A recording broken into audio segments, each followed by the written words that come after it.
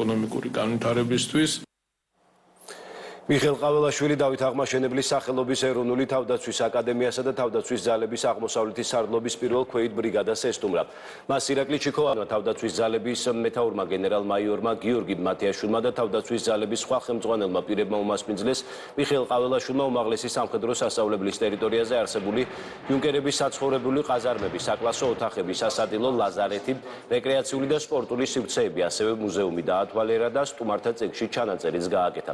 მიხეილ ყაველაშვილი პირველ ქვეით ბრიგადასაც ესტუმრა, სადაც სამხედრო ქვედანაყოფის მიზნებს გაეცნო და ინფრასტრუქტურა დაათვალიერა. ჩემთვის ალბათ სიმბოლური არის, რომ პირველი ვიზიტი ჩვენს თავდაცვის ძალებში ჰქონდა.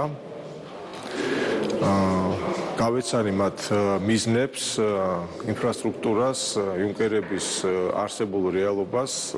საკმაოდ მაღალ დონეზეა ეს ყველაფერი, უზრუნველყოფილი, მოხარული ვარ, რომ ჩვენი სამხედრო წარმომადგენლები მაღალ დონეზე უზრუნველყოფენ სწავლებას იუნკერების. ეს არის დაწესებულება, საგანმანათლებლო დაწესებულება, რომელიც არის მოწინავე არა მხოლოდ საქართველოში, არამედ რეგიონში.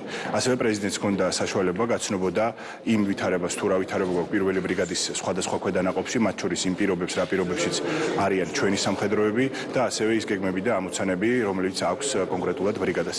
ჩვენთვის ძალიან მნიშვნელოვანია პრეზიდენტის ვიზიტი. ეს არის ძალიან დიდი პატივისცემის გამოხატულება საქართველოს თავდაცვის ძალების მიმართ. ინდოეთში ქვეყნის